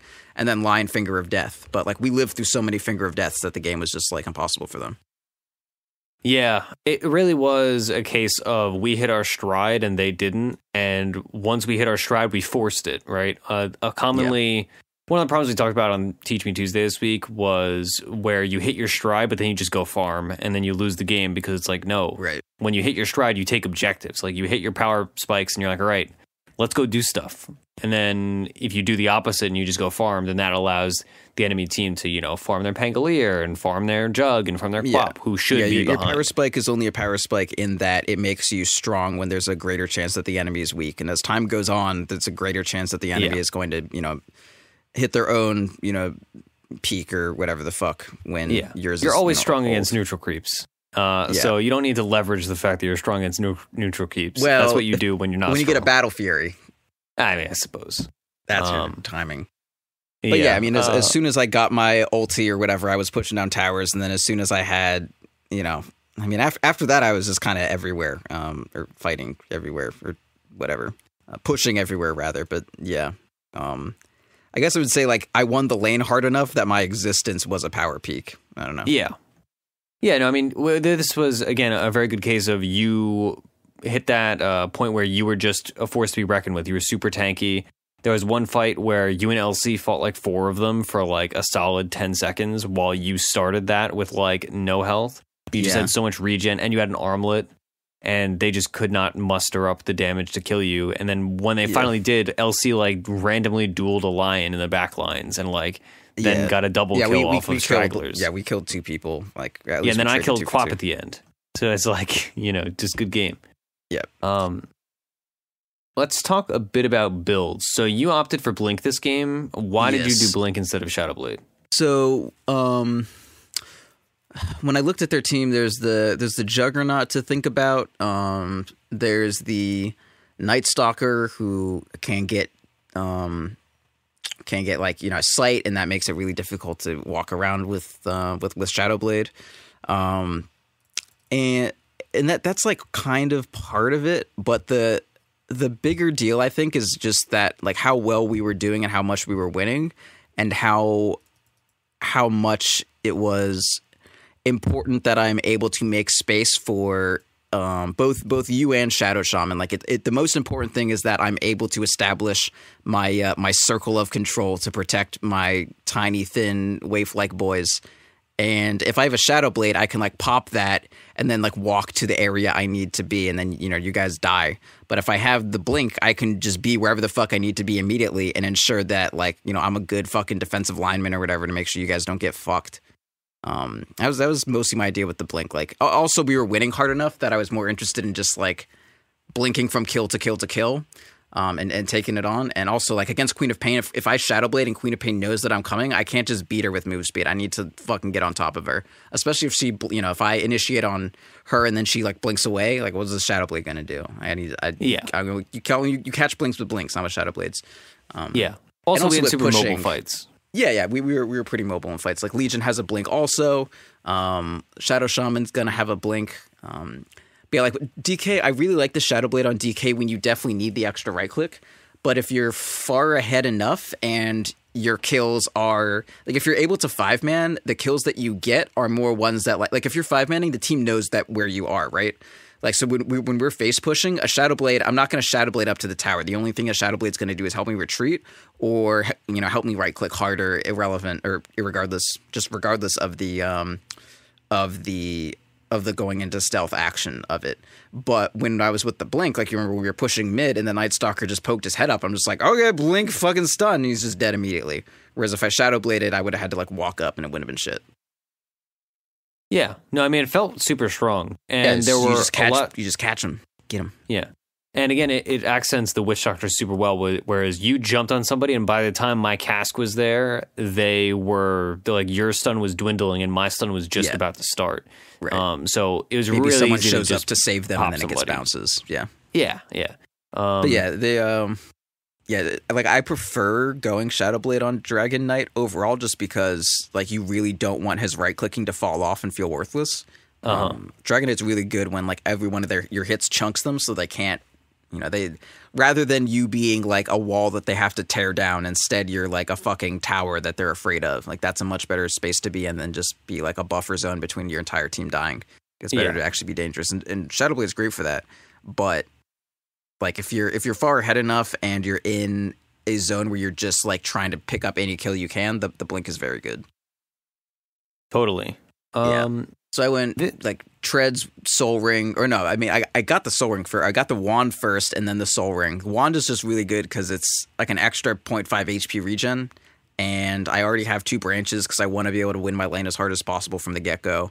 And it's like really cheap. Like, I start, you know, like a mango, so I have HP regen when I don't have Dragon's Blood at level 1, and I have 2 branches or whatever to elongate my tangos if I need to. And then I just go straight Soul Ring after that, and then I'll get my Treads afterwards. So it's like Wand, Soul Ring, Treads. And you start with like Stout and Quelling, of course. And then I got Armlet, because Armlet's great, and Dragon Knight has enough HP regen to kind of offset it. And it turns you into that wall that they, like, instead of a wall that they need to tear down, you're like a dangerous spiky wall that's gonna blink towards you. A dragon with blink, and it's terrifying. So it makes you tanky and also makes you do damage. So it's great. It's good DK item. And then you get whatever mobility, and then BKB, and then AC is kind of normally the Dragon Knight trend. Yeah. So my build this game, and again, I would not normally have this much farm. I just kind of lucked into it. So these item timings are probably a bit off. But what I did was I went Brown Boots, Windlace, Mana Boots, built a wand. I got the wand with my Mana Boots, actually, just because of the way that the courier worked out. Then I got an urn, and I turned it into a spirit vessel just because I felt like I needed the extra health, and I already had Windlace on me. Yeah. Normally, I think I don't know. Like Spirit Vessel is a wild good item, but I think in a lot of situations, if I felt like I was not in danger of getting bursted by a Quap or an ult from Juggernaut or Pangolier spam or whatever, or a Finger of Death, for instance, like they had a lot of burst damage. Yeah. I would probably just get a Glimmer Cape rather than investing it's like 1,700 gold to go from Urn. Yeah, a bit more than that. Probably about 2K at least. Yeah, it's actually 2K, like almost on the dot. Yeah. But I did. I had 15 minutes, and it deals a lot of damage. And this was a game where Maledict was super, super effective. Yeah. I had 15 kills, probably 10 of them. I was nowhere near it, but Maledict just killed somebody. The only thing to stop it was Juggernaut Ward. Other than that, like I could just like throw a cask on somebody and hope.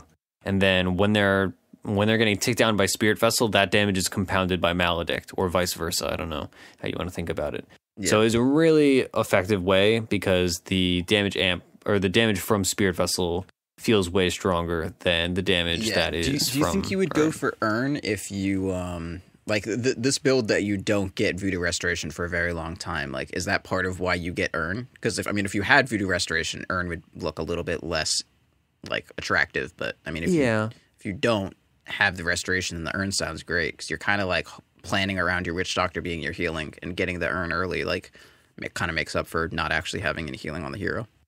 Yeah, I think that's fair logic. It's not necessarily like I think there are a lot of reasons why Urn works on this hero, and I think that's just one of them, rather than that being the sole reason. Right? You're naturally around a lot of kills.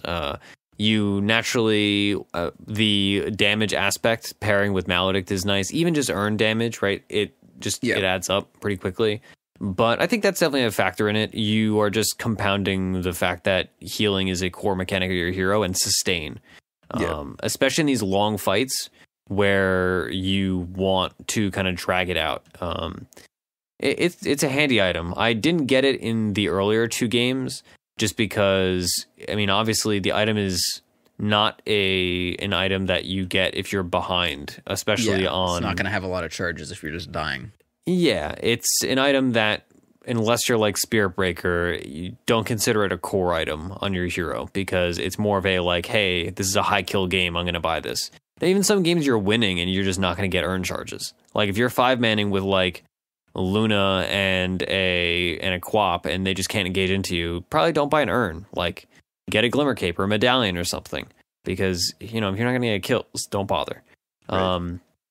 Afterwards, I bought the Aether Lens. The Aether Lens, I think I bought in all 3 games. Aether Lens feels like it felt like the strongest item that I bought in this entire game, or in any of these games. I almost had an Aghanim Scepter in the last game, and I honestly think Aether Lens is comparable to the strength that an Aghanim Scepter gives you. That's how effective Aether Lens is on Witch Doctor. You have decent range on your spells, but you benefit so much from the extra 200, 225 range, or is it just 200 range? 250. The extra 250 range... the extra 250 range is... it changes your entire hero, it feels like. There are very few heroes, I think, that really fundamentally feel different when you have that extra range. And I think the only comparable hero I would say is like Bane. When you're playing Bane with an Aether Lens, you feel like a way different hero than Bane without an Aether Lens.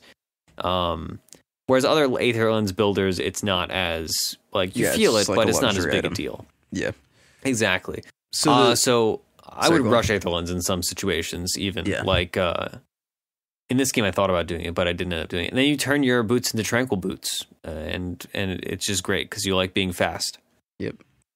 Especially if you don't build mobility items. Most supports you're building mobility on, but honestly, if you're playing Witch Doctor, unless I'm against like a Clockwork or something like an Earthshaker that requires a Force Staff to play against, this hero is so fast when you have a Spirit Vessel or even just a Windlace and then Tranquil Boots, you can swing not having like a Blink Dagger and all that. And also you don't get that much out of a Blink Dagger because your stun is not like a weighty blink stun, and it's not instant. It's not Dragon Tail. It's just It's like a blink stun Luna. It's not terrifying unless the Luna herself is terrifying, I guess. But and if you have an Aether Lens, you are already going to be able to reliably get your Maledicts off, and so you don't need to because theoretically you blink Maledict somebody, but that's not you don't need that if you have range on it, right? That brings your range to 825. Yeah, you want someone else to blink and get the disable, and then you run up and you get your spell off. Exactly. Even blinking would just be dangerous on this Zero because he's not tanky. He's only tanky because he stays on the periphery of fights and hangs out and just does things. So yeah, it felt super good in this third game, but it felt terrible in the first two. Your exact build on him is Cask, and then do you go 2 points Maledict before the Cask at level 4, or do you how do you do it? I went Cask, Maledict, Cask, and then in this first, or in the game that we're mainly talking about, I maxed Maledict because I had stuns from the Shadow Shaman and from you. And also Elsie has duel, which is handy, and Spectre slows people, so we were able to really get a lot of damage out of Maledict, whereas in other games, if my other supports were lacking in consequential stuns, I would probably do something like Cask, Maledict, Cask, so that you're 3-0-2 at level 5. You get your ult at 6, of course, and then in this game again, I maxed Maledict fully at 7. In the other games, I think in both of them, I toyed around with getting 3 points Cask, 3 point Maledict, and then ult at 7 to kind of even them out. But man, Maledict's just so much damage. It's really a skill that is just disgusting, the amount of damage you can get off on it. I also feel like going past the second point in Cask brings it from 2 bounces to 4, which is super relevant. Kind of talking about how we were talking about Luna last, or the time before, whenever we were talking about Geometry Wars. With Luna's glaives, the more bounces you get, the further away they're going to be from Luna, and the less likely they are to be continually hitting the person in front of you. Same thing with Cask. Sorry, I had to cough. But after the first 2 bounces, it's probably going to hit a creep, and then it's probably going to bounce to another creep further away, and then it's just worthless. So the first few bounces are the most likely to be relevant ones. So it makes sense to level other things in favor of, or rather than maxing out Cask. Yeah, it's a lot of times that first casket or that first hit is all you need, and then if you're lucky, you get more. As the game goes on, of course, people are tankier, so naturally you're relying on more, but then you have more levels, so it evens out. Maledict is it's an okay spell level 1, but it really feels significantly better at level 2, which is one of the reasons why I prioritize it. Even though numerically it doesn't change that drastically, the damage doubles from 7 to 14 per second. And then the lost health damage is 8% better. It's actually 8% better at every level. Yeah, I mean, 8% on the 10 or whatever. But as far as in reference to itself, it's 1.5 times as good, and the damage is also more. But the point of Maledict is that the damage jerks itself off. So I mean, if you're dealing with an exponential growth, and which it is an exponential growth. Yeah, it's just a weird curve. But it goes up exponentially, so increasing your base at all is going to do way more than it looks like. Yeah, well, and also the other big thing is that the way that it times out is that, of course, when you're getting level 3, your teammates are also levels 3 or 4 in general. So not only are you getting your second point in Maledict, which is going to make it do more damage, but your teammates are getting their abilities to make the Maledict do more damage also, because they are leveling their nuke to the second level. They're, getting whatever. So Luna can get 2 Lucent Beams off that are level 2 in the space of, you're in the space of 12 seconds of the Maledict. Only 2, yeah. But yeah, I mean, Luna can get 2 level 2 nukes off, which is going to be fucking compounded several times compared to your Cask doing 25 more damage. Seems way better. Exactly. So yeah, that's my spirit on Witch Doctor. I'll just go over talents real quick. Normally I'd pick the armor at level 10, but I got 75 damage, and it actually felt pretty good. Just in terms of farming. At 15, I think I choose GPM in most games. It's 120 GPM, which is a break point. Anything over 90 is something I really consider. If it's 90 or less, I find myself usually unless picking it's at the level alternate. 10, probably not. If it's at level 10, then I pick that. But at level 15, GPM talents are kind of wishy-washy. Yeah. And then at 20, I didn't get there in any of these games. I would choose Maledict Tick because I'm just super hype on Maledict. The only time I wouldn't is if it was a game like the first game we talked about where they have tons of saves and all that. Then you probably don't care about an extra Maledict Tick. Yeah. And then at 25, if you're having a good game and you have Ags and all that, you can get the Death Ward damage. But if you're not and you're trying to 5-man, or if you're just trying to live through things, getting the max health Voodoo Restoration might be okay, but in the vast majority of games, if you're hitting level 25, you have Ags, so you're going to want the damage. Yeah, that makes sense. In terms of Dragon Knight and talents and skill build, which I didn't really talk about, so you get first point Dragon's Breath, or Breathe Fire, so you can do that bullshit that I was talking about, where you reduce their damage with your first creep kill and all that shit. And then you get 2 points Dragon's Blood or Dragon Blood rather. You get 2 points in that because you're not using your Breathe Fire to do damage. You're just using it for the debuff and for securing CS. And the more important thing is that you don't get bullied out of lane. Like, you can do auto attacks. You're fine. So you get 2 points Dragon Blood. So you have 6 HP regen and 6 armor, which is dope. Then level 4, you get a 2nd point Breathe Fire. That's when you're getting your armlet. That's when you want to be actually starting to do things with your fire. And then level 5, you get your Dragon Tail, so you can get a kill at level 6 once you have Dragon Form if someone rotates for you, or it's just, nice to have compared to your breath costing 10 more mana and doing 70 more damage or whatever.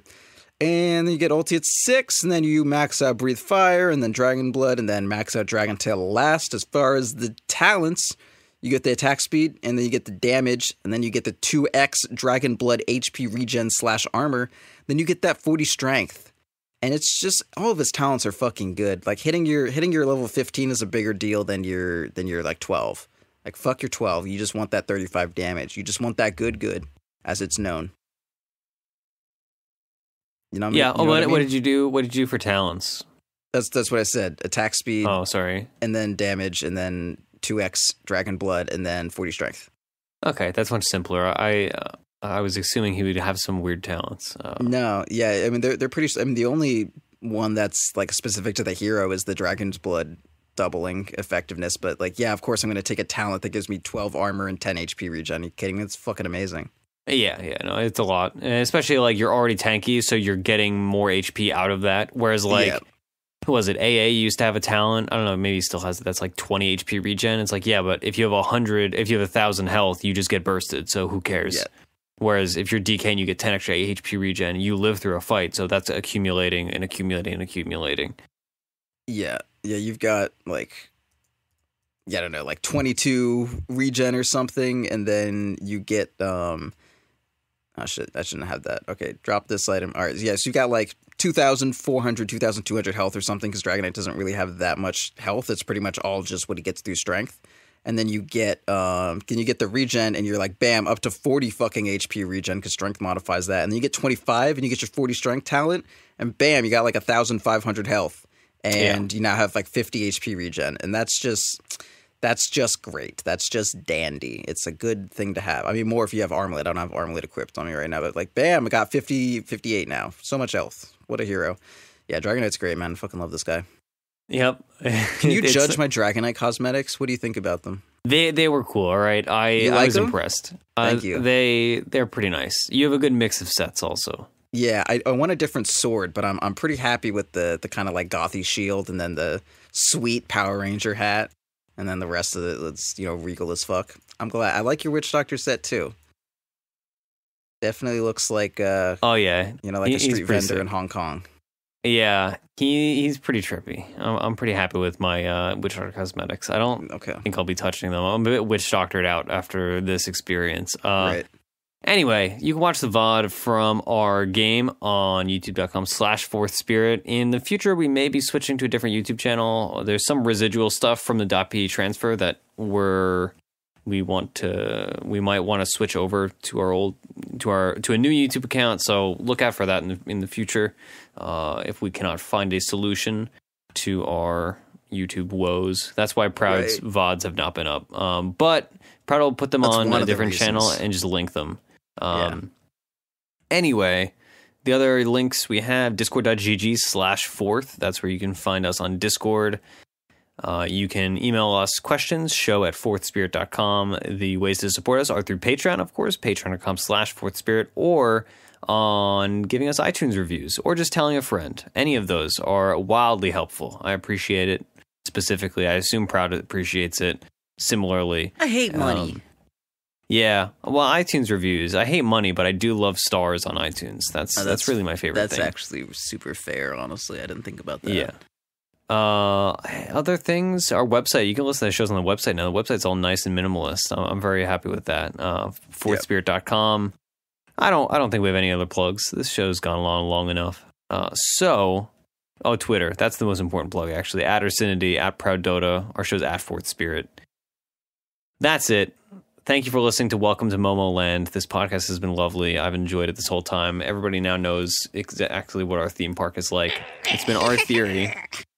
It's been our theory, and if you lost, well, try to play 2 more games, because then you might win. Bye. Good night.